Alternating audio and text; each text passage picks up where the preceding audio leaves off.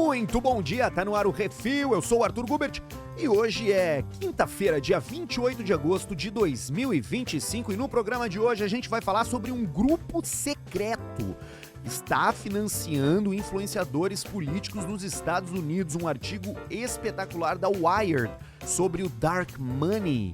Também tem a Dinamarca acusando os Estados Unidos de espionagem e de estratégia de influência para tomar a Groenlândia.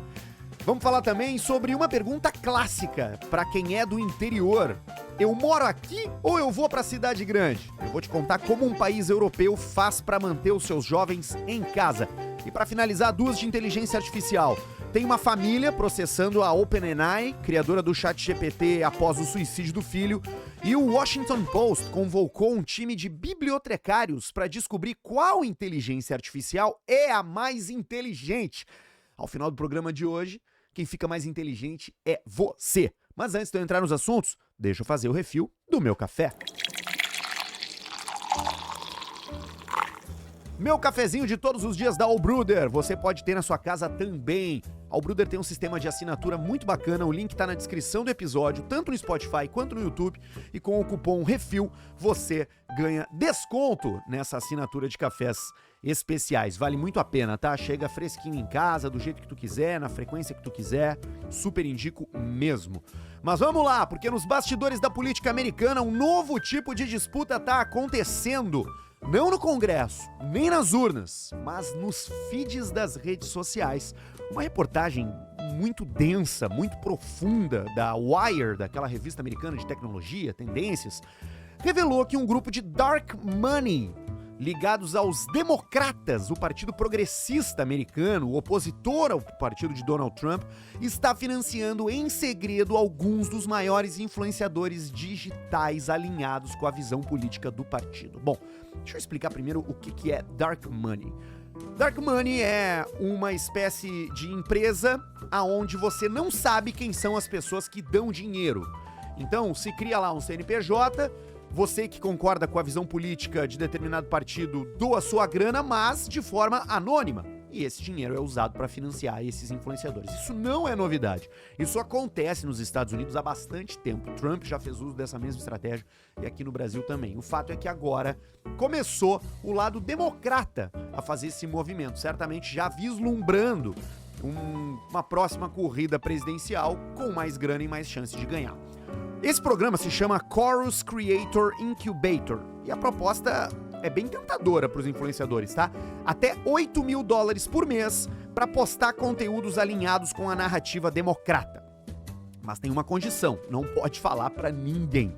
Os contratos vistos pela reportagem da Wired proíbem que os criadores revelem que recebam a grana. E mais do que isso, eles precisam passar qualquer contato com políticos por dentro da estrutura desses pagadores aí. Na prática é um financiamento oculto de influência política. Esses influenciadores com seus seguidores no TikTok, YouTube, Instagram, né, são as vozes que moldam a forma como a geração Z consome política. Muitos caras aceitaram a proposta, né, mesmo desconfortáveis com o fato de não poder revelar que são pagos, e outros desistiram, dizendo que essas cláusulas aí são bastante abusivas. Esse movimento dos democratas vem depois dessa derrota eleitoral amarga em 2024. E ficou claro, né, que o partido falhou em dominar a lógica da internet. Enquanto isso, os republicanos, o partido do Trump, domina o negócio, né? Passaram décadas construindo um ecossistema de mídia independente, alimentando esses influenciadores também com dark money e mantendo os vínculos, né? Mesmo enquanto havia atrito com Donald Trump. Na direita americana, até financiamento estrangeiro já foi denunciado, tá? Empresas ligadas à Rússia participaram e pagaram vários influenciadores conservadores americanos. E agora os democratas estão tentando responder usando a mesma moeda. E aí vem o dilema ético, que os progressistas americanos tanto criticaram nos apoiadores de Donald Trump e agora sentem eles próprios o amargo sabor da hipocrisia. Que coisa linda quando isso acontece, né? É válido combater uma máquina de influência secreta com outra máquina igualmente secreta? Ou isso apenas confirma que quem tá no jogo político é hipócrita e ponto final? A grande questão é que a política já não se decide só nas urnas, né, ou nos palanques. Se decide na timeline, onde um vídeo curto pode ter mais impacto que o discurso do presidente. E se a guerra agora é pela atenção dos feeds, talvez o eleitor não esteja mais escolhendo só entre candidatos, mas entre narrativas cuidadosamente embaladas e muitas vezes sem nem saber quem é que realmente está pagando a conta pela sua opinião. Assunto interessantíssimo para a gente ficar ligado e refletir a respeito. Vamos seguir na política internacional porque a Dinamarca acabou de convocar o principal diplomata dos Estados Unidos lá em Copenhague, né, na capital, depois de novas denúncias de operações secretas de influência na Groenlândia. Segundo o governo dinamarquês, ao menos 3 cidadãos americanos com ligações ao entorno de Donald Trump estão atuando para coletar informações e influenciar a política local, com o objetivo de aproximar a Groenlândia dos Estados Unidos e afastá-la da Dinamarca. Esse é mais um episódio nessa relação que já vem se desgastando entre Estados Unidos e Groenlândia, né? Porque o Trump já falou várias vezes que gostaria de ter a Groenlândia como sendo parte dos Estados Unidos. Inclusive falou que pode usar a força física para tomar o território. Os dinamarqueses, obviamente, disseram que qualquer tentativa de influência na política local é inaceitável. O serviço secreto dinamarquês, o PET, avalia que a Groenlândia hoje é alvo de diversos tipos de campanhas de influência, com o objetivo de criar divisões nessa relação entre Copenhague, a capital da Dinamarca, e Nuuk, a capital da Groenlândia. E o episódio veio na mesma semana que os Estados Unidos atingiram interesses diretos na economia da Dinamarca. A Casa Branca, caso você não saiba, estou te trazendo isso agora para complementar essa informação, a Casa Branca ordenou a paralisação da construção de um parque eólico que estava quase pronto, né, ali no território americano, no offshore, no mar, e era operado pela Ørsted, que é uma multinacional dinamarquesa. Então o que acontece? O Trump manda parar a construção, as ações dessa empresa dinamarquesa desabam na Bolsa de Valores, e dias depois ele vem com essa aí, né, de estar influenciando a política interna da Dinamarca. E no meio de tudo isso cresce uma sensação bastante incômoda. A Groenlândia, que é esse país que a gente muito pouco ouve falar sobre, é um ponto estratégico, porque por ali passa a nova rede marítima no mundo, pelo Ártico, por cima, né? A China tem dominado as redes do sul asiático pelo Atlântico e o Ártico acabou se tornando uma alternativa para os americanos. E para todo mundo, né? Por isso que os Estados Unidos têm tanto interesse ali naquele território. E essa tensão está empurrando para o limite a relação entre Dinamarca, Estados Unidos, que são aliados históricos dentro da OTAN. Muito interessante para mim, agora tentando sair um pouco só de Donald Trump, mas muito interessante para mim como hoje a gente voltou a viver um cenário geopolítico de conquista de território, que era algo que não rolava desde a Segunda Guerra Mundial, desde que Hitler anexou a Polônia, né, invadiu países em busca de território, ele queria ser dono de terra. E hoje a gente tem a Rússia fazendo isso na Ucrânia, a gente tem a China sempre ali fustigando Taiwan, né, alguns outros conflitos envolvendo Índia. A gente tem o próprio Estados Unidos chamando o Golfo do México de Golfo da América e fazendo esse movimento em direção à Groenlândia. Então, são tempos bastante incertos, né? Onde a gente volta a ver esse tipo de conflito por terra, que era algo que não aparecia há bastante tempo. É mais uma coisa para a gente ficar esperto e também atento. Mas vamos lá! Vamos falar de países. Uma pergunta que cedo ou tarde aparece na cabeça de quem nasceu no interior, né? Não sei se você aí nasceu no interior, se você morou no interior, mas é aquela questão, né? Eu fico na minha cidade, eu vou embora pra capital. Na maior parte da Europa, a resposta tem sido a partida. E na maior parte do Brasil também. Nunca antes na história desse país, jovens abandonaram tanto as suas cidades natais para buscar alternativas de trabalho e de estudo nas grandes cidades, né? E o resultado acaba sendo devastador, né? As cidades vão perdendo a sua população jovem, que é aquela que trabalha, aquela que abre negócios, aquela que mantém a idade média do local baixa. Por exemplo, a Letônia, né, um paizinho lá na Europa, perdeu 1/3 da população em 3 décadas. A Bulgária vai perder 1/5 até 2050. E algumas regiões na Escócia já tem menos gente do que no Polo Norte. Muito louco, a galera abandona mesmo, né? Mas no meio do Atlântico Norte, um arquipélago de 55 mil habitantes conseguiu reverter o destino. São as Ilhas Faroé. Falando ainda da Dinamarca, né? Mais um território autônomo da Dinamarca, tal qual a Groenlândia. Eles estavam enfrentando um despovoamento bizarro, porque a molecada, os jovens, estavam indo embora de casa atrás dessas oportunidades de trabalho e de estudo em cidades maiores, em países maiores, né? Era a mesma história de tantas periferias do mundo, né? As pessoas simplesmente vão embora e aí o país para de receber investimento, para de produzir riqueza, mas tudo mudou em 2022. As pessoas começaram a voltar para as Ilhas Faroé. E as Ilhas Faroé passaram a ter uma idade média de 37 anos, a menor taxa da União Europeia. Como é que isso aconteceu? Aqui está o case que vale a pena prestar atenção. Primeiro, infraestrutura. Túneis submarinos ligaram as 17 ilhas habitadas, tornando a capital, Tórshavn, acessível para quase todo mundo. A mobilidade abriu caminho para que pequenas comunidades recebessem investimentos, visitantes e novos moradores. E ao lado disso, um 5G excelente. Então tá entre uma das mais rápidas do mundo, tá? A conexão de internet lá nas Ilhas Faroé, que acaba permitindo o trabalho remoto literalmente de qualquer canto da ilha, né? E por fim tem um fator imaterial, que é o orgulho cultural. Os faroenses seguem falando a própria língua, 90% das pessoas têm como língua principal a língua lá das Ilhas Faroé, consumindo a própria cerveja, o próprio uísque e até refrigerantes locais que superam as grandes marcas globais das prateleiras.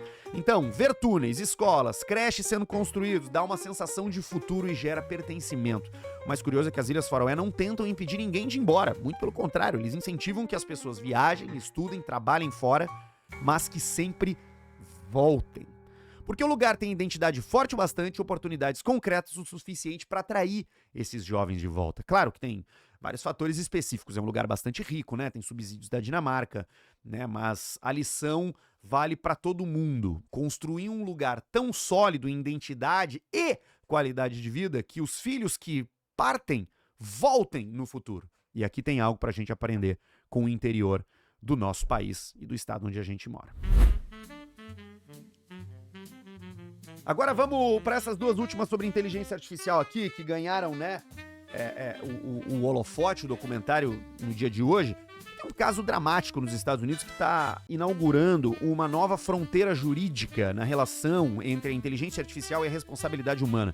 E eu quero que você preste bastante atenção nessa matéria da BBC da Inglaterra aqui, porque um casal da Califórnia, nos Estados Unidos, entrou na justiça contra a OpenAI, que é a empresa dona do ChatGPT, acusando eles de responsabilidade pela morte do filho de 16 anos.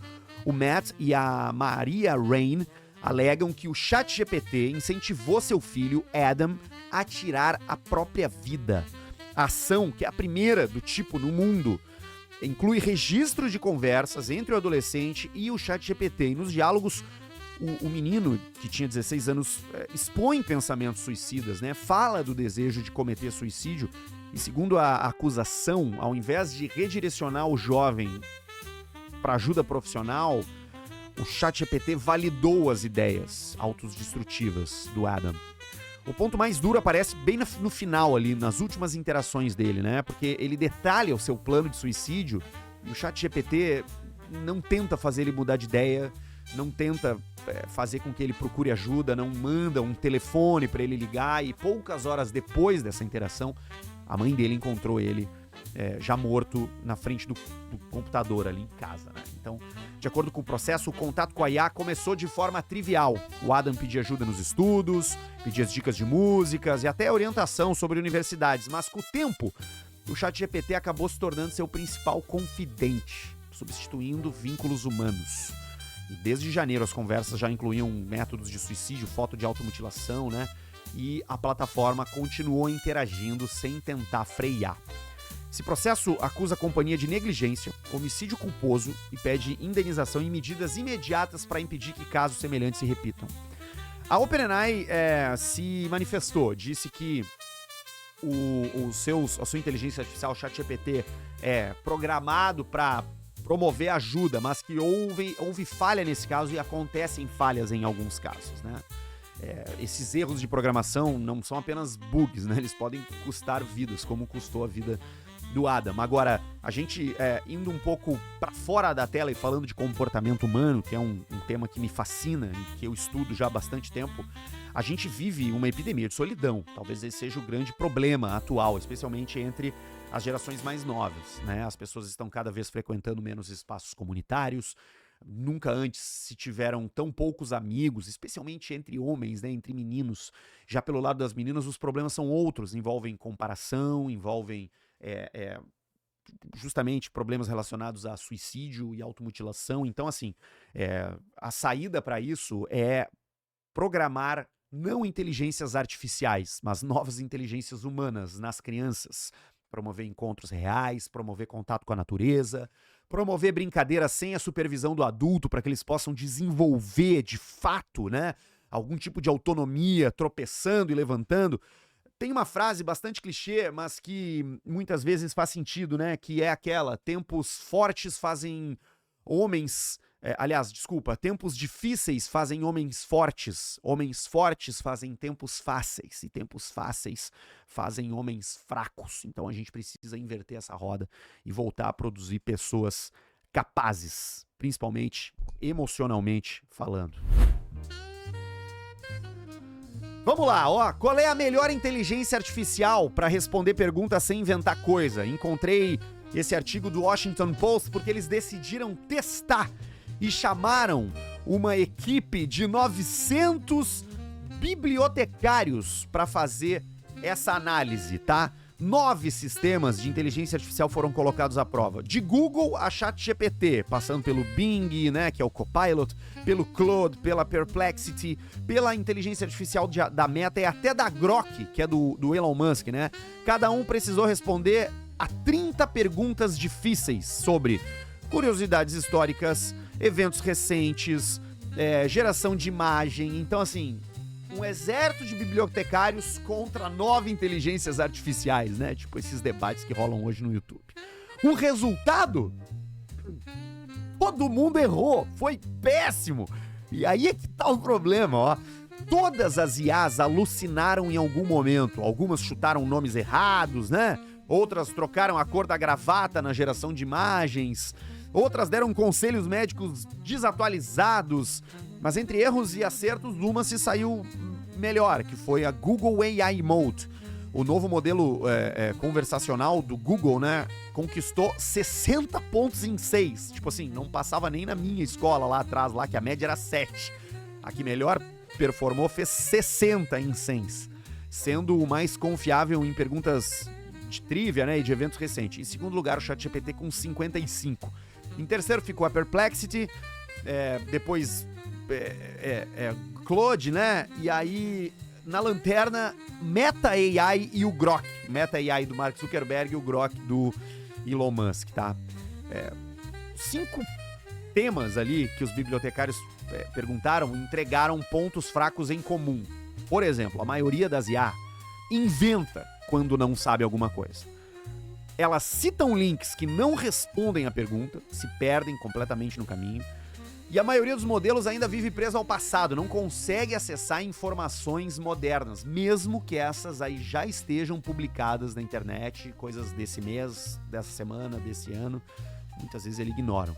Elas têm um exagero no foco em carreiras de tecnologia e deixam do lado a humanidades quando a gente questiona sobre o futuro das profissões, e sempre tropeçam em detalhes básicos na hora de gerar imagens. Tem um dado curioso, tá? Em 64% dos casos, os bibliotecários disseram que um Google tradicional, velho e bom, teria sido suficiente para achar as respostas em poucos cliques. A lição final é dura. Essas IAs não são especialistas em informação, mas são máquinas de padrão. Erram no básico, acertam no complexo, mas nunca sem risco. Como resumiu uma das bibliotecárias envolvidas, tá? Sem checagem de fonte, sem olhar a data, sem pensar criticamente, você não tá pesquisando. Está só recebendo barulho. Irmão, vamos ler. Vamos pensar com a própria cabeça. Esse é o diferencial competitivo do futuro. Cansei de falar isso por aqui já.